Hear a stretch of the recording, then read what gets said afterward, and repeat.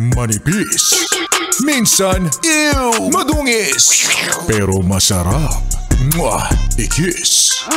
Sexy time na. Sexy Mega! Can this be love? Ang tanong sa sarili ng mga yes friend kong nag-uumpisa ng hindi makatulog kakaisip sa kanya. Paggising sa umaga, mag-check ng cellphone, ang nasa isip, nag-message na kaya siya? Tapos kapag ka-lunch break, maghihintay ng message na tatanungin siya, kumain ka na ba? At pagdating ng uwian, maghihintay ulit ng message, umaasa na sana sunduin siya. Ay! Is this love? No, this is yes. Charet, hindi. Is this love? Yes, friend. Pag-ibig na nga ba yan? Pwede. Pwede, kasi kinikilig ka na. Delikado na nga daw yan, di ba? Kapag ka medyo may butterflies na in your stomach. Wow! Pag medyo kinikilig ka na, delikado ka na daw. Pag daw nangingiti ka na, kasi binabasa mo ang messages niya, ayan, delikado ka na daw. Pero okay lang naman. Wala namang masama, di ba? Kasi gaya nga ng ipapaalala ko palagi sa inyo, mahirap naman kapag ka puro katrabaho lang. Minsan kailangan lalandi ka din, 'di ba? Nagwo-work hard.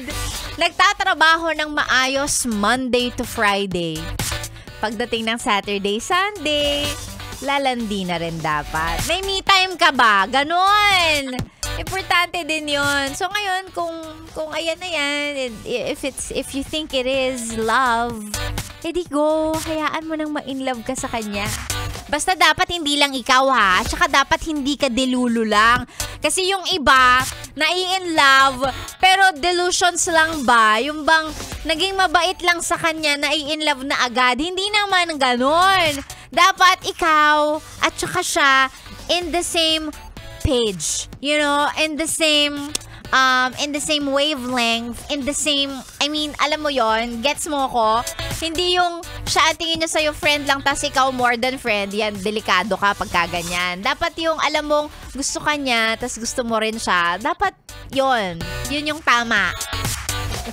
Pwedeng ma-inlove, pero dapat hindi yung delulo ka lang. Bago ka ma-inlove, make sure na dapat siya din. Bago ka ma-inlove, dapat siya muna. Para safe ka. Hindi yung nai-inlove ng wala lang. Nai-inlove tapos paasa lang pala siya. Ayan, delikado tayo. Mahirap yan. Alam nyo na. Mga gabay sa pamumuhay ni Sexy Megan, sana may mapulot ka. Pero eto muna, bago tayo magtuloy-tuloy at bago mag-play yung susunod na kanta. Mga pa-hello muna natin. Mga pa-shoutout sa mga naka-tune in sa atin. Kay Edmond Raba, sabi niya, ang tropang Godspeed, buo na ang araw namin kapag ikaw ang kasama namin every morning. Uy, grabe naman. Sabi niya, bali wala po ang traffic, basta Yes FM ang kasama. Sa lahat ng mga nasa biyahe sa mga oras na ito, katulad ni Edmond Rabas, magandang umaga po sa inyo at ingat sa pagmamaneho. Sexy Mega ng inyong kasama hanggang mamaya tanghali. Isend ang mga pa-shoutout sa ating Facebook page, DJ Megan Yes FM. Ako po ang inyong kasama dito lang sa 101.1 Yes FM. Solid!